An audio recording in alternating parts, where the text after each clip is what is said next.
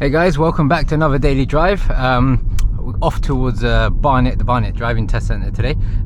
Tight roads all the way most of the time, I think, but we've got some fast roads coming up as well. So meeting scenarios, hazards ahead straight away, slowing the car down, nice and relaxed. She's got a scratch on her car, there you go, that's it, done. And then looking far ahead, looking for places that cars can pull in, and then places that we can pull in. Car coming now, see the van ahead, check behind me. I know there's a space here, so I'm going to use that. I'm not going to try and assume there's a space ahead in case there isn't. So that's really important. That's it, job done, and then off we go. Now I need to check whether I'm recording well enough in that sense. That's it, cool. Height needs to be a bit higher. Now we're coming to the end of the road, hard to see, and we're going to turn right. Check both sides, that car's far, bus is far. I'm going to take that opportunity and then off we go. Right, roundabout, there we go, clear. That's it. If they were all coming, they'd all be blockers, okay? But I was there a lot earlier, so now I've got to watch my speed because I've been in a rush all day today. So I was about to video the other lesson. I had another test up in Barnet and I went up there and I was late, so I was like, if I start recording now, I'm going to be flying over the speed limits, which I don't want to do. So yeah, hopefully today I'll try and keep it a little calmer as well. Now the road splits into two. This is technically a dual carriageway, it says it right there, but there's no speed limit. So what you have to do is assume what you were on before continues. That was 30, so this is 30. So students often think that dual carriageways have a set limit. They don't. Until it's like national, but at the moment you just go with whatever you see, and whatever you know. So I know it was 30, there's no other sign, so it's still 30, and the dual carriageway basically just means that there was a big barrier in the middle, so splitting both sides, that's all it was. So alright, now we are going to join a dual carriageway from a slip road. You got the markings there for one ways. I've been here before. I approach slowly because I can't see how long it is, so now it's not that long. I'm going to look in the mirror, look, vehicles are coming, hopefully you can see it. I'm going to stop calmly so no vehicle behind would hit me if they were gonna. At least I've given them time, and now a little check over my shoulder if I need to, and then I'm out. Hopefully that's helped you guys. I'm going to go all the way to the third lane because I'm going to be going a little bit quicker. Plus that worked out with the van over there. So let's come back shortly. I'll come back to the left lane to do some lane changing, and I shall adjust this mirror a little bit. That's it, there you go. So less reflections. Nice Rolls Royce in front of us. A lot of people getting that colour now. It's called Nardo Grey, I think it is. Nardo Grey, something like that. But used to be, it looked like clay when it first came out. I used to think, who's gonna get that? And then everyone started getting that colour. Now it's grown on me as well.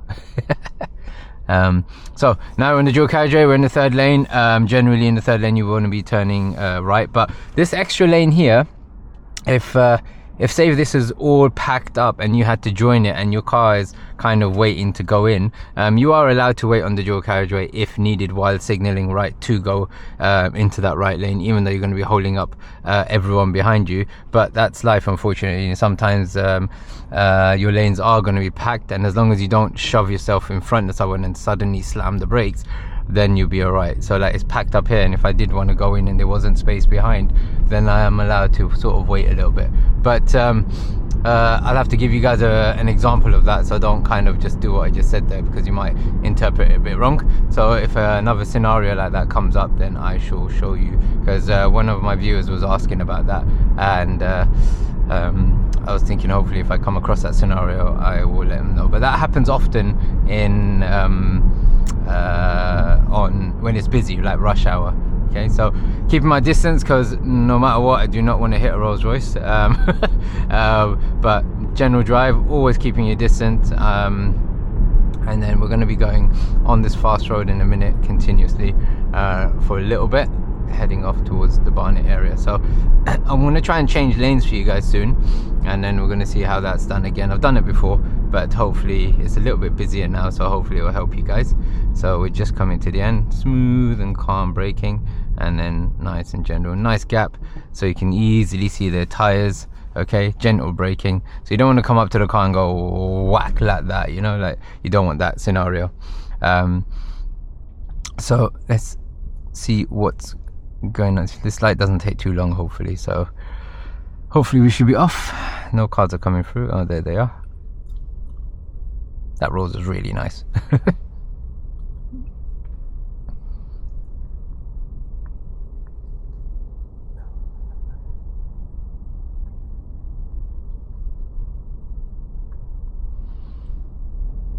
Weather's changing all the time today. It's so cold in the morning, now it's getting warm. Now I've got the aircon on, then I'm going to turn it off, and then it's just, that's how you get ill. Well, that's how I get ill. Alright, so off we go. Check my mirrors, keeping up with the pace, fastest lane, so I want to try and get going. Whenever you guys are in the fastest lane, try your best to max out the speed if it's possible. Now I've got an opportunity, I'm going to return back to the left lane, so I'm checking my mirrors, calm and smooth, look, hardly touching the wheel.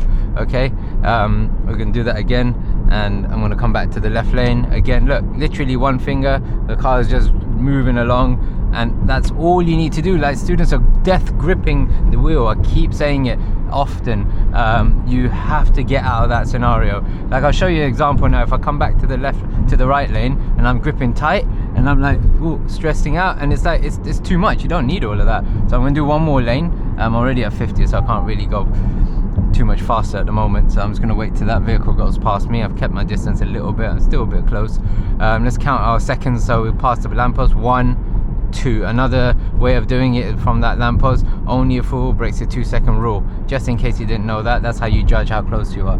Now I'm going to go turn right because I need to go right soon. So look, mirrors, signal, stay in your lane, have a look and glide. Look, literally I'm letting go of the wheel, nothing's happening.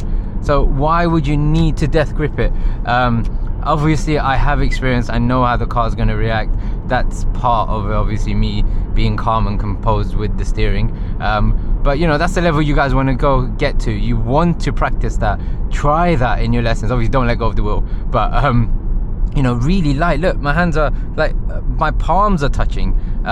You know, I hold it like this just as out of a habit, but my palms are literally just on there and I'm holding on. Okay, so try that in your lessons. Try and be chilled with the steering, arms down. You can't see my arms at the moment, but like, you know, they're basically relaxed, the elbows are relaxed, the shoulders are chilled, and you know, you want to be in a nice, calm, comfortable position. I can't really show you how I look. I can actually if I reverse the camera, but that's just awkward. So now we're coming out, third exit. That's your first. This is Mill Hill Circus roundabout. This is the second, and now I'm going to check my mirrors. I'm going to signal left. I'm looking to aim there. I'm checking my mirrors. I'm gliding across. No sudden turns.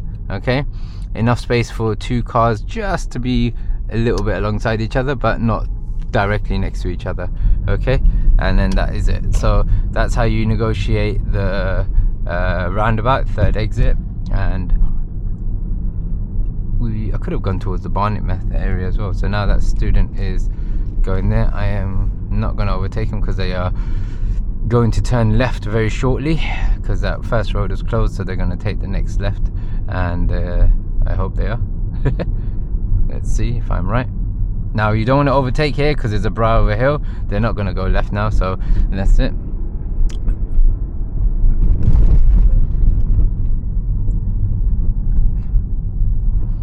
So if I wanted to overtake, then this is the worst time. So you never do it when you can't see. Okay, and then we're going to plan ahead. We're going to look in the mirrors ahead as well, nice and clear ahead, and then now I can technically try and overtake, but I feel bad overtaking a learner, so I don't really want to do it at the moment. So I often sort of say thank you as I do it, but it's, you know, it wasn't the safest. I didn't want to risk it. It bends ahead. Whenever you overtake, you want to see quite far. Excuse me. You don't want there to be sort of any ambiguity, any sort of there's always going to be a risk, because this is, you know, I can see down the road a little bit as it meanders a bit, but still a tiny bit of a risk. I don't really want to go yet. And I'm looking up to where the van is now. This car's moving off nice and calmly at the moment, and I still can't see around the bend, so I'm not really looking to overtake yet. And then there's a bend further ahead, so again I'm just going to hold back. If I was in a bit more of an aggressive mindset, for example, if I was in a real rush, I could have done it a little bit earlier, and it was possible. Here you don't want to do it, can't see around the bend, brow of a hill, can't see past that. These are really important factors. Do not rush overtaking, okay? Overtaking has to be really calculated. It is a big risk. I've seen many people trying to overtake where are they going? They're going with, okay. Many guys trying to overtake me on a lesson, and they're doing it like, and there's a car coming towards us. I'm like, they're not even looking ahead, they're not planning it, they're just frustrated and they want to overtake. Like, there's a bus ahead, I'm not going to overtake this guy now because the bus is coming towards us. So, you know, you really have to just be calm, factor everything in. There is no rush, because me staying behind this person now, yeah, okay, fine, you could get frustrated, it could be long, it could be, you know, boring, whatever, but at least I'm moving, at least I'm, you know, I haven't crashed, I haven't done anything like that. So, you know, I'm really hoping they're going left here, but there you go. So now they're over there, I'm going to signal right, I'm going right, and then if I go next to them, hopefully they won't do a sudden maneuver, and perfect. All right, so look, so at least I've carried on, I haven't crashed. If I would have crashed, that would be, you know, my car finished, or another hour or so they're waiting for police, or, you know, sorting the paperwork out with the driver who you've hit or whatever. So, you know, that's just extra time which you don't need. So, you know, be patient. It is easier said than done. If I was in a rush, I probably would have done it earlier, but again, I won't do it now. Even if I'm in a rush, I'm not going to do it now. I know the dangers. That if all it takes is me taking that turn, the brow of a hill, I can't see, and someone's flying over the front, and it's game over. Like, literally, that's a head-on collision. All the airbags gonna pop off, your car is just totaled. So what is the point for me to try and get somewhere, you know, maximum 5 minutes early?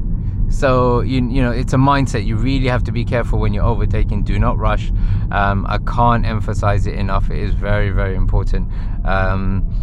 So yeah, just something to keep in mind. Okay, so we're gonna go straight. It's quite a long meandering road, and this truck is gonna go straight. I could have gone left, but that's a nice windy little tight road there as well. But this is a long road, and I might end up using my cruise control so that I can chill. So I'm at 30 odd now, and then I'll set my cruise control and I just keep it there, and literally you can take your feet off the pedals. If you see my pedals, there you go. Don't know if you saw that, but yeah, my feet are not on the pedals at the moment, so I'd cover the brake just in case, but my foot's there ready in case I need to brake. If I'm getting too close to the vehicle, I'll change the speed at which I'm following.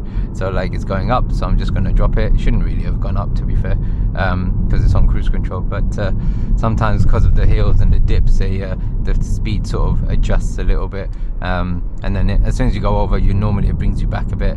On my other car, it actually holds you, so it doesn't really go over that much. So yeah, maintaining the gap from the car ahead. Let's count the 2-second rule. Let's find a stationary reference point. Let's say, for example, I could have used those pillars, but I was a bit late with identifying it. Let's say that lamppost on the right, so we've passed it now. 1, 2, and I'm 3 seconds behind that vehicle. So hopefully you guys understand. Let's use the bus stop. Going 1, 2, 3, 4 seconds until I've passed it. Okay, so that's that, and hopefully that's helped you guys, and I shall see you on the next daily drive. See ya. Stop recording.